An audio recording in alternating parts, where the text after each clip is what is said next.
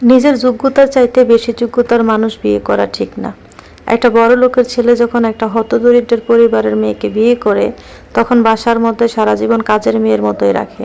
কখনো উচ্চ সুরে বড় গলায় কথা বলতে পারে না, কখনো প্রতিবাদ করতে পারে না। টুকটাক ঝগড়া হলেই বলে ফেলে যে তোমাকে কোত্থেকে এনেছি, তুমি কি একবার ভেবেছ? হ্যাঁ, দু একজন মানুষ আছে হয়তো খোটানাটি দেয় না, সেটা হচ্ছে হাজারে দুই একজন মিলে।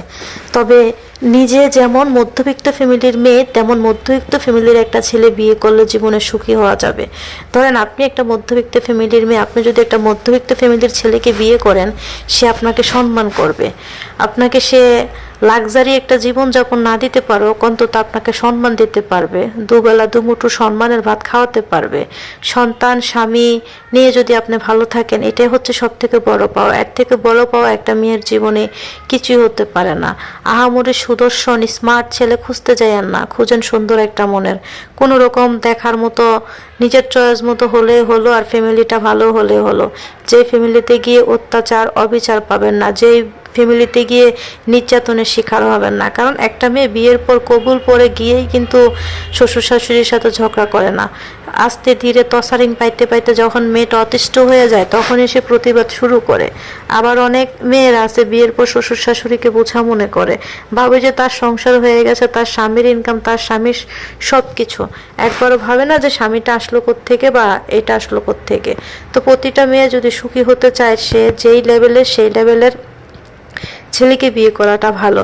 ধরেন আপনি যদি 10 টাকার মালিক হন, 20 টাকার টাকার মালিকের সাথে সম্পর্ক করতে গেলে সে আপনাকে মূল্যায়ন করবে না, কারণ তার থেকে আপনার কাছে কম টাকা আছে। তো জীবনটা এত সহজ না যেটাকে যেভাবে ইচ্ছা সেভাবে সাজানো যাবে। কোনো মেয়ে যদি মনে করে যে আমি দেখতে সুন্দরী, আমি রূপসী, আমার জীবনে আমি একটা বড় লোকের পোলা দেখে বিয়ে করব, টাকাওয়ালা পোলা দেখে বিয়ে করব, আমার জীবনে আমি সুখী হয়ে যাব। আমি এরকমও মানুষ দেখেছি যে 1 কোটি টাকার কাবিন করে বিয়ে করেছে, পরবর্তীতে বস্তাবন্দি লাশও পাওয়া গেছে। তো কী লাভ হয়েছে সেই লোভ করে, যেখানে নিজের জীবনটাই ধ্বংস হয়ে গেছে।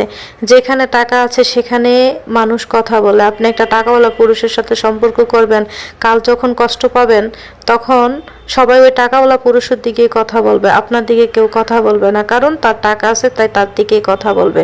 টাকা ছাড়া মানুষের যেমন কোনো দাম থাকে না, ঠিক তেমনি মানুষের টাকা হলে দাম হয়ে যায়। কারণ টাকা হলে যে সত্য বলে তারটা মিথ্যা, আর যে মিথ্যা বলে তারটা সত্য। টাকা মানুষকে ভালোবাসা শেখায়। টাকা থাকলে আপনাকে সবাই ভালোবাসবে, আর না থাকলে কেউ ভালোবাসবে না।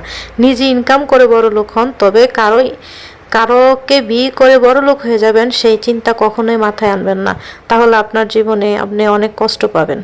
এটাই বাস্তব, এটাই মেনে নিতে হবে।